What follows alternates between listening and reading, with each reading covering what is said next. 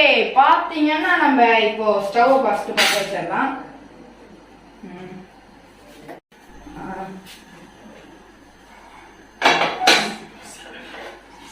First இது சூடாகட்டும்.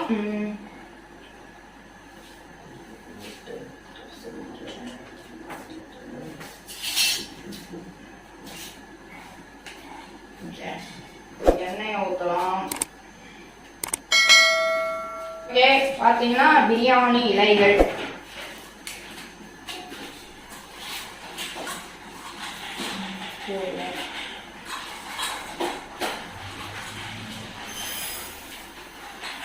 பிரியாணி இலையை நம்ம உடச்சி போடுறோம். உடச்சி தான் போடணும். பட்டை போடலாம், காய், கிராம்பு இதெல்லாம் இருக்கு, இதையும் போடலாம். வந்து நம்ம ஆனியன் போடலாம்.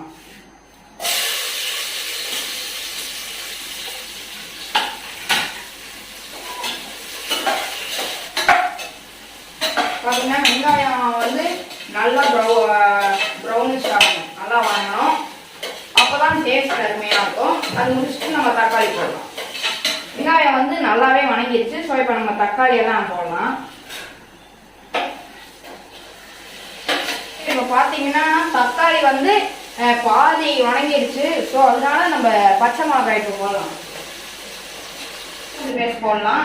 ஸோ பார்த்தீங்கன்னா நாங்கள் வந்து இந்த ஸ்பூன் வச்சுருக்கிறதால நாங்கள் வந்து இப்போ தேவையான அளவு போடுறோம். உங்களோட ஸ்பூனை பொறுத்து இருக்கு போடுற அளவு. மேக்ஸிமம் உங்கள் ஸ்பூன் பெருசாக இருந்தால் 1.5 ஸ்பூன் போடுங்க, சின்னதாக இருந்தால் 2.5 ஸ்பூன் போடுங்க. நாங்கள் வந்து 2 ஸ்பூன் போடுறோம். பிரியாணிக்கு இஞ்சி பூண்டு பேஸ்ட் வந்து ரொம்பவே ஒரு முக்கியமானதுன்னே சொல்லலாம். ஓகே, இப்போ பார்த்தீங்கன்னா ஒரு பிடி புதினா போட்டுடலாம். ஒரு கைப்பிடி புதினாவோட பச்சை கலரே தெரியாதக்கா நம்ம வணக்கிடணும். அப்போதான் நல்லா இருக்கும். பாருங்க, இப்போ பார்த்தீங்கன்னா நம்ம வணக்கிக்கிட்டு இருக்கோம்.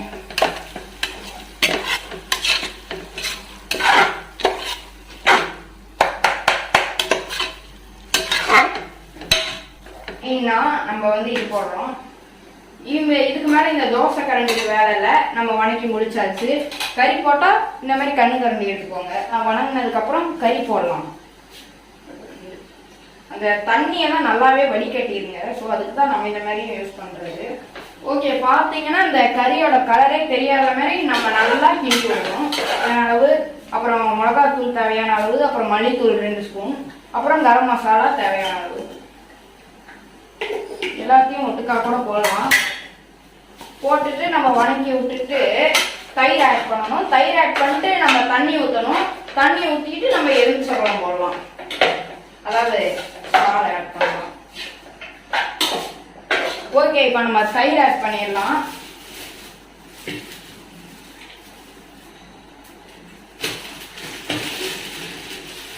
தயிர் எலுமிச்சம்பழங்கிறது ரொம்பவே முக்கியம். அது இல்லைன்னா பிரியாணின்னு அதுக்கு பேரே வைக்க முடியாது. போட்டு நல்லா கிளறி விட்டுட்டு தண்ணி ஊற்றி நம்ம எலுமிச்சம்பழ சாறை போட வேண்டியதுதான். தண்ணி ஊற்றிட்டு தான் அது போடணும், ஏன்னா அப்போதான் டேஸ்ட் இருக்கும். பார்த்தீங்கன்னா எந்த டம்ளரில் நீங்கள் அரிசி அளந்துருக்கீங்களோ அதே டம்ளரில் ஒரு டம்ளர் அதிகமாக ஊற்றணும். அப்போ தான் அளந்து ஊற்றினாதான் பிரியாணிக்கும் ஒரு மெஷர்மெண்ட்னு ஒன்று இருக்குது. ஸோ பார்த்தீங்கன்னா நாங்கள்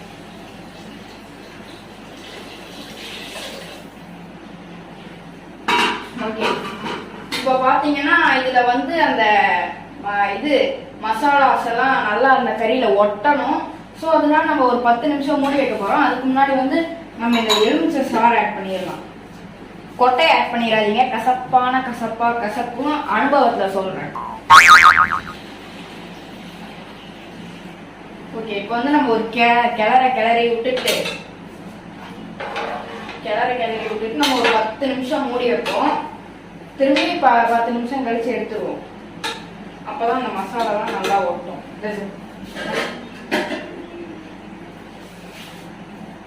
அந்த தண்ணி ஊற்றினதுக்கு அப்புறம் பார்த்தீங்கன்னா நம்ம வந்து ஆன்ல வச்சிடலாம் ஸ்டவ்வை. பார்த்தீங்கன்னா 10 நிமிஷம் ஆயிடுச்சு. இந்த மாதிரி தான் நல்லா கொதிக்கணும். பார்த்தீங்கன்னா இப்போ நம்ம ரைஸ் போடுறதுக்கு கரெக்டாக இருக்கும். பாருங்கள், நல்லா ஒட்டியிருக்கு. ஓகே, இப்போ ரைஸ் போடலாம்.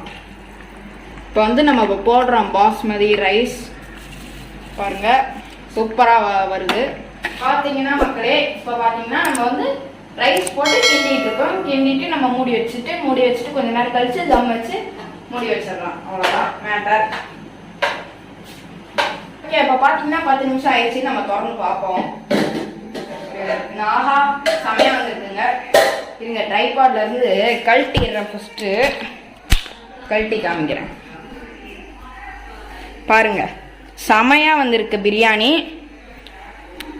ஸோ இதே மாதிரி உங்கள் வீட்லேயே செஞ்சு பாருங்கள், ரொம்பவே நல்லாவே இருக்கும்.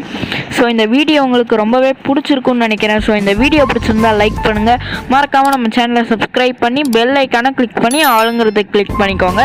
அப்போ தான் நம்ம இந்த மாதிரி போடக்கூடிய சூப்பரான வீடியோஸ் உங்களுக்கு ஒரு அப்டேட்டாக வரும். மீண்டும் இதே மாதிரி அடுத்த வீடியோவில் உங்களை வந்து நான் சந்திக்கிறேன். Until then, it's bye from ஜிபு. Bye.